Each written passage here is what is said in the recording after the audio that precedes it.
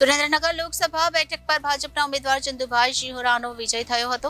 શરૂઆતથી જ ભાજપના ઉમેદવાર લીડ મેળવી રહ્યા હતા। સુરેન્દ્રનગર લોકસભા બેઠક પર સતત ત્રીજી વખત ભાજપના ઉમેદવારનો વિજય થયો। સુરેન્દ્રનગર જિલ્લાના સાંસદ ચંદુભાઈ શિહોરા બન્યા હતા। 2,75,000થી વધુ મતથી વિજય મેળવ્યો। તાજેતરમાં યોજાયેલ લોકસભાની ચૂંટણીની મતગણતરી થઈ ગઈ છે, ત્યારે સુરેન્દ્રનગર જિલ્લા લોકસભા બેઠકની મતગણતરી આર્ટ્સ એન્ડ સાયન્સ કોલેજ ખાતે વહેલી સવારે 8 વાગ્યાની હતી અને ત્યારબાદ આ મતગણતરી 8 વાગ્યાથી હાથ ધરવામાં આવી હતી। એની અંદર 26 રાઉન્ડમાં મતગણતરી કરવામાં આવી હતી। સાથે 1500 જેટલા કર્મચારીઓ આ મતગણતરીમાં જોડાયા હતા। શરૂઆતથી જ ભાજપના ઉમેદવાર ચંદુભાઈ શિહોરા લીડ મેળવીને વિજય તરફ આગળ વધી રહ્યા હતા। બપોર સુધીમાં 26 રાઉન્ડના અંતે ભાજપના ઉમેદવાર 2,70,000થી વધુ મતથી આગળ હતા અને વિજય બન્યા હતા। પરિણામ જાહેર થતાં જ ભાજપના ઉમેદવાર તેમજ કાર્યકર્તાઓ આનંદમાં હતા અને આ વિજયને જનતાનો વિજય ગણાવ્યો હતો। સાથે તાજેતરમાં રાજકોટમાં બનેલી ગોઝારી ઘટનાના કારણે પ્રદેશ ભાજપની સૂચના અનુસાર વિજયના ઉત્સવની ઉજવણી કરવામાં આવી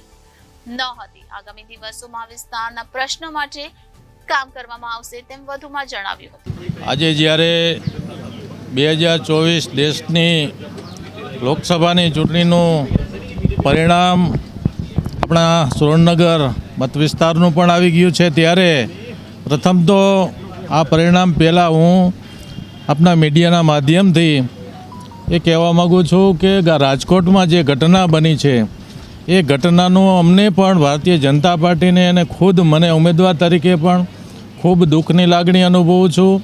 આ જીત જ્યારે મારી થવાની છે ત્યારે આ જીતનો પાર્ટીના આદેશ અનુસાર અને અમારી બધાની સંગઠનની લાગણીને પણ એવી છે કે આપણે આ જીતનો જશ્ન નહીં મનાવીએ, કારણ કે જે ઘટના બની છે ખરેખર ખૂબ જ ગંભીર દુર્ઘટના છે।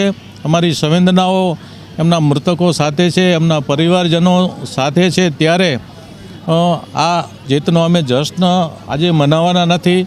સાથે સાથે આ લોકસભા સીટ અમે જેમ અગાઉ પણ કહ્યું છે તેમ અગાઉ જ્યારે ડૉક્ટર મહેન્દ્રભાઈ મુંજપરા 2,75 લાખ ઉપરાંત મતથી જીતા હતા, એમ આ સુરેન્દ્રનગર લોકસભા સીટ અમે 2,75 લાખ મતથી ઉપરાંત મતથી અમે જીતી રહ્યા છીએ। ત્યારે આ જીતનો જશ્ન હું મારા સુરેન્દ્રનગર લોકસભા વિસ્તારના તમામ પાર્ટીના કાર્યકરોને આપું છું, સંગઠનને આપું છું। સાથે સાથે દેશના વડાપ્રધાન નરેન્દ્રભાઈ મોદી આ દેશના જે વિકાસની કેડી કંડારી છે અને આ ગુજરાતના મુખ્યમંત્રી આપણા આદરણીય મૃદુ અને મક્કમ ભૂપેન્દ્રભાઈ પટેલ એમણે પણ જે વિકાસની કેડી કંડારી છે અને અમારા પાર્ટીના પ્રમુખ શ્રી પાટીલ સાહેબે પણ જ્યારે એક સંગઠનનું જબરજસ્ત કાર્ય કરી રહ્યું છે કરીએ અને ગુજરાતમાં 26માંથી 26 સીટ અપાવવાની એમની જે કામગીરી છે અને કાર્યકરો ભારતીય જનતા પાર્ટીનો કાર્યકર એટલે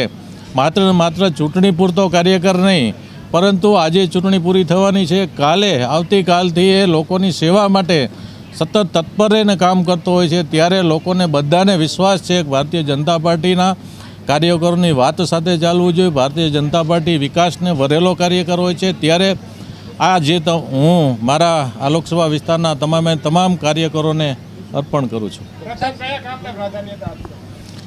ડૉક્ટર મુંજપરા સાહેબે જે એમના સમય દરમિયાન જે કંઈ કામો આવ્યા હતા એ કામ પૂર્ણ કરવાનું પ્રથમ કાર્ય કરવાનું છે। આ ઉપરાંત આ વિસ્તારને જે પ્રાધાન્ય આપવા જેવા જે કંઈ કામો હોય, કોઈ ઓવરબ્રિજના કામો હોય, રેલવેને લગતા કામો હોય કે ટેલિફોનને લગતા જે કંઈ કામો હોય એ કામોને પ્રાધાન્ય આપી અને આ વિસ્તારની જરૂરિયાત મુજબના જે કંઈ કામો હશે એ કામોને હું પ્રાધાન્ય આપવાનો છું। Bureau report Janadesh news Surendranagar.